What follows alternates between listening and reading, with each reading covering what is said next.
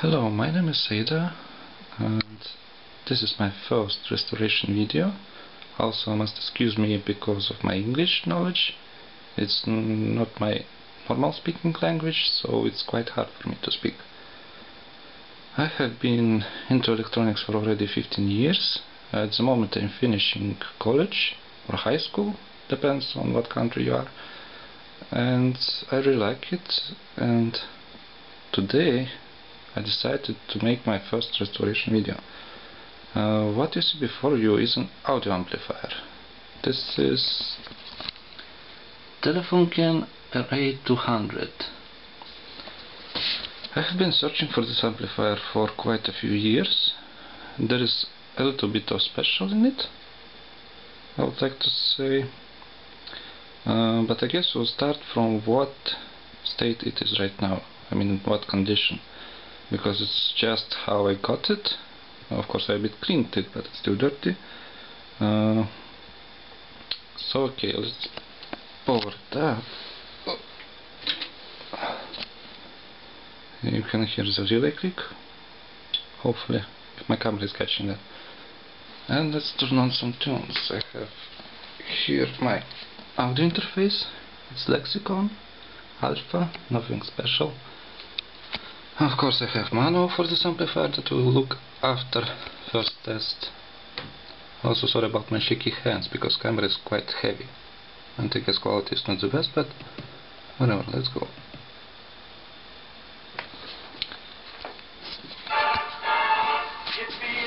Now overall he's working, but as you can see,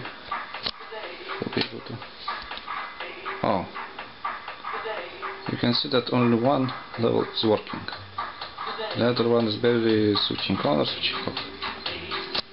I found out that if you mess around a little bit, you can get it stop working. So I guess it's kind of problem of the switches. The same is with input selector. At the moment it's kind of working, but I found out that sometimes one channel or both channels are just disappearing. Next thing, potentiometers. They are not really scratchy. I think the most scratchy one is the balance one. Let's make it a bit louder so you can hear it.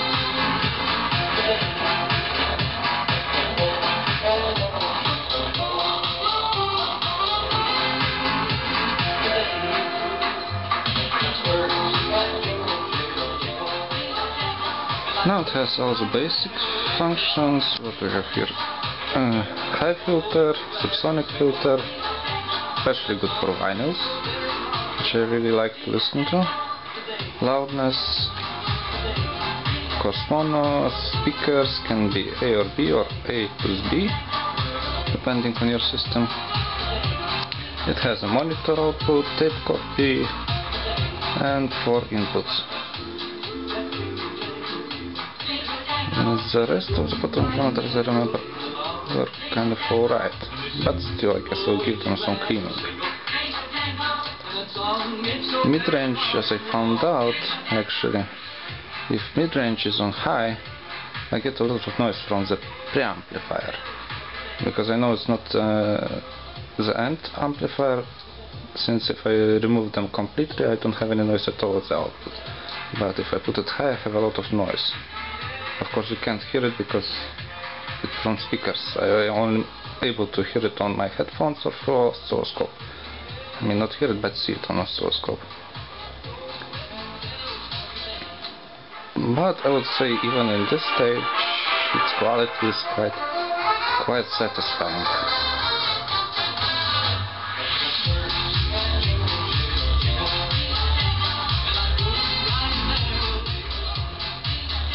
As for speakers, I use Radio Technica SM100. I think it was. I actually don't remember, I'll have to check it out. This amplifier is rated, I think, at 70 watts. So I guess let's go to the service manual. I have to stop off link out. So yeah, German, I don't understand German. So technical data, my camera able to catch it. So what we have here, impedance is 4 ohms, continuous power is 2x 17 watts, music power 200 watts. What we have else? Distortion factor 0.1%. It's at nominal output power. Broadband performance, frequency response, blah blah blah blah blah blah. Control, bass, middle, treble, balance. What we have here: 14 ICs, 24 transistors, 23 diodes, 21 LED. Of course, mains connection, fuses, dimensions. Actually, I would like to show what is special about this amplifier. First of all, it's a high-speed amplifier. As you can see, it's one size, high speed. What means that it uses operational amplifiers in its pre-stage, as I remember. Now what next special is output module. So actually I have it already opened, just let me safely disconnect it. Now we don't have any mains inside.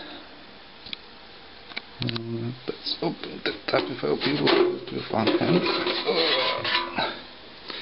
What I have spotted is that something is getting really hot in it. And that something is this fellow right here. It's a rectifier, and it's rectifier heatsink. So first of all, what I will be doing is changing these two caps, because if this one is getting hot, even without much load on the amplifier, then these ones are quite dead, I would say. Now what's special about it? The most special thing that I like about this amplifier, it's heat pipes. Yes, it's an old amplifier. I think it's made in don't want to be wrong, but I think in 1986. There's supposed to be some label. Actually, on transformer we can see, you can spot it. It says 83. So yeah, 86 should be right. Now I already have looked at it, and unfortunately somebody, not me, was already inside of this unit, because these rectifiers, these ones, are not original ones. So something was going wrong, and they both, there's two, here's the second one, were dead. Next thing is capacitors. These ones right here is Rubicon capacitors. Of course they're quite old already and dry out, I guess. But I don't have actually an ESR meter, so I'm just will be changing them randomly. Now somebody, I don't know on what purpose, changed normal electrolytic capacitors to non-polar ones, and it is some I think it's Nichicon non-polar capacitors. That's actually might be why I have so much noise on the preamplifier. As you can see, there are operational amplifiers, and all their coupling, I mean signal input coupling, is going from non-polar capacitors. So I hope that will be the issue, so I will not have to change the actual operational amplifiers. Now switches. As you can see, all the switches are mostly on separate boards, but we have few on the main board that will be, I guess, quite a pain in the ass to disassemble. So it's good that I have instruction manual, complete disassembly, and so on, blah blah blah blah. Potentiometers are, I don't know if you can see, my camera is not catching much. are open types, so it will be really easy to clean them. I guess I will not even have to desolder them. What else have been spotted? Oh, actually, the LED meter. I don't know if you can see, it's kind of blurry because my camera is not making automatic focus, stupid camera. This array of LED is the same, but the last one was changed to a smaller one. I don't know if you can see the difference, but it is way smaller and the color of it is brighter. So I don't know, maybe I'll be able to find some of those old LEDs, or maybe I'll have to change the whole thing to have it original. Well, not original already, but at least the same color as it's supposed to be. Now what else is interesting? The interesting thing is that all the connections of cables are not soldered. They are, I don't know if you can spot it, they are winded on terminals. I don't know, maybe they are soldered a little bit, but I can't see any solder on them. So yeah, quite an old amplifier, but a quite decent one. So for today's video, the first step will be changing this to capacitors. I already have prepared my desoldering iron, and I have got some new capacitors. These ones are actually some Sanghua, of course Chinese I guess, or Japanese, don't know. But this is the best as I was able to find in my local shops. It's rated at 85 Celsius, HT, AM, 50 volts, 10,000 microfarads. But yeah, I usually can say by capacitors, if they're heavy, you can feel that it's quite beefy fellow, then it should be quite decent. At least for a power supply it should be alright. For audio tract, I'll use Rubicons. I'll have to make a sheet of all the numbering and capacitance of capacitors that I'll have to change and order them from Fernal, I guess, because that's the only place I can order capacitors right now. The rest of the amplifier is quite in good shape. There is no scratches.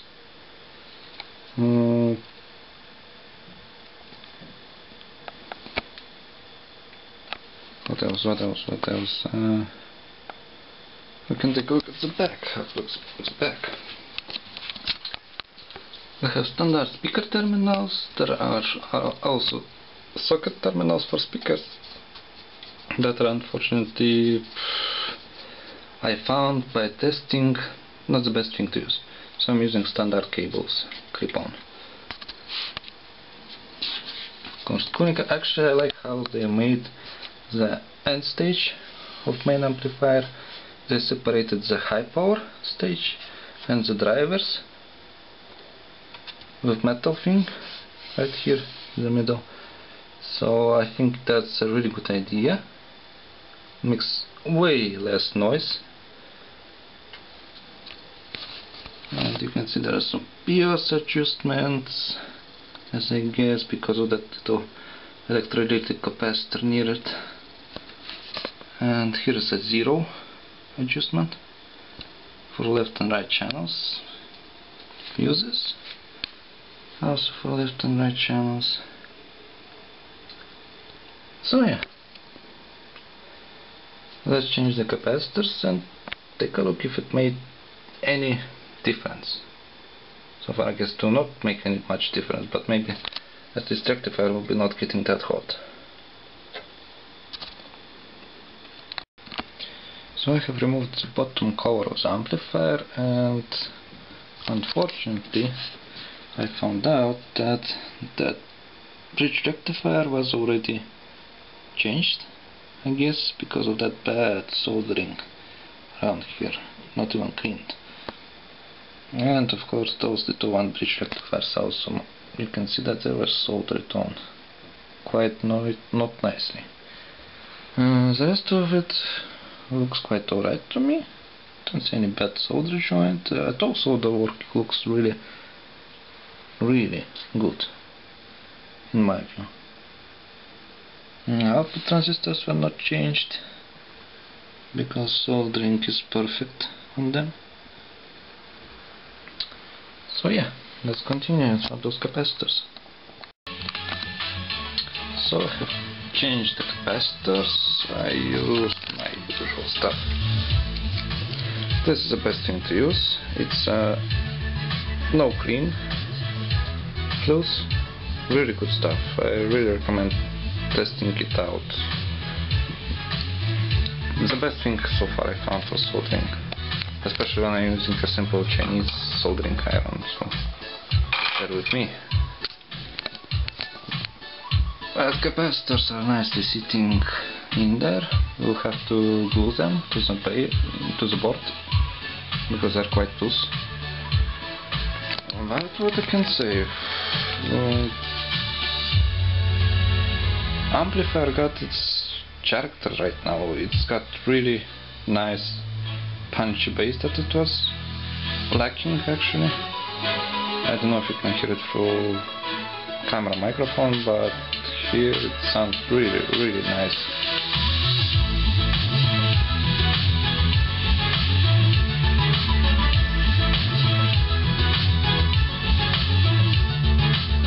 Actually, let's change the song to something more punchy.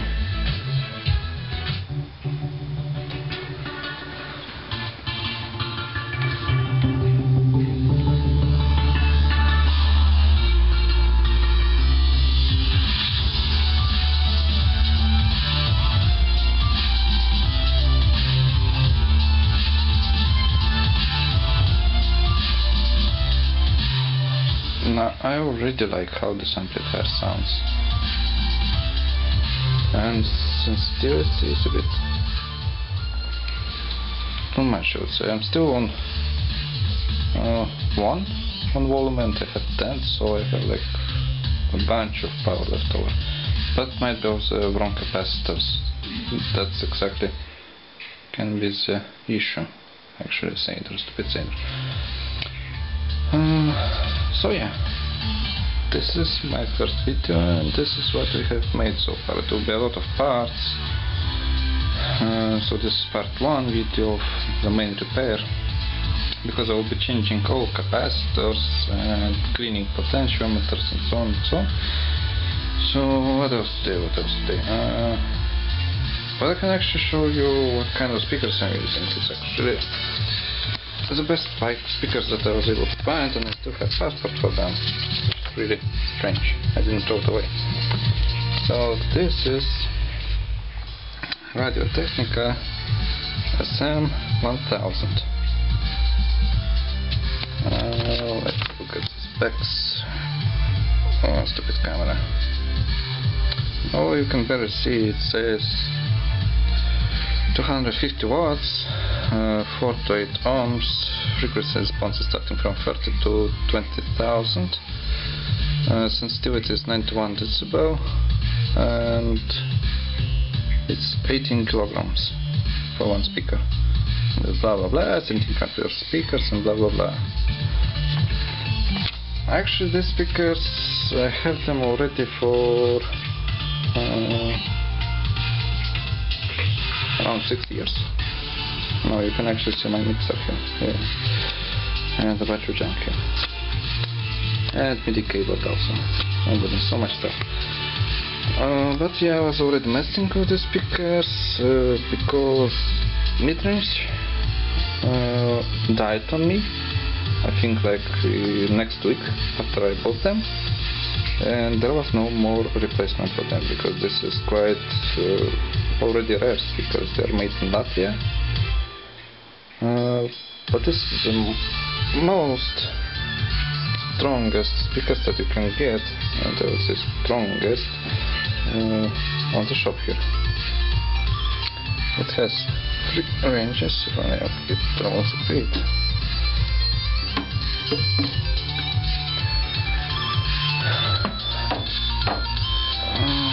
transmitter was also changed, as I remember, because the old one was black.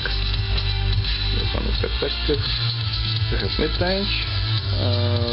This one is actually, I don't remember what kind of speaker I used. I bought it via internet. But quite satisfied with the sound of it. So there's like high frequency, you can regulate it direct on speaker. It's actually not making much. But with ear you can actually hear a little bit of effect. And woofer. It has a rubber holder around it. I don't remember how it's called. I have to check it out. I just know how to name them in English. The speaker is covered with protective glue, I would say, so it's humidity protected. We have acoustic reference speaker, like golden, 2 ports. I already changed inside cabling because Latvians like to use old style cables. I mean like telephone cables that are totally not for sound. I have no idea why, and they're using them already from like 80s. Also, crossover is still not changed, and it has really old capacitors. I have no idea where they found it, but it's there. So I guess this will be also some project of restoration, I guess.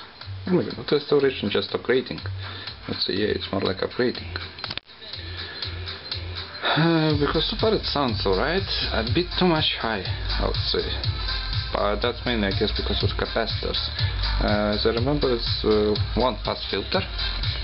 The main low speaker, bass speaker, whatever you call it, is connected directly. There is no coil, there is no capacitor, so no LC filtering at all. So it has all full range on it, which is completely not good.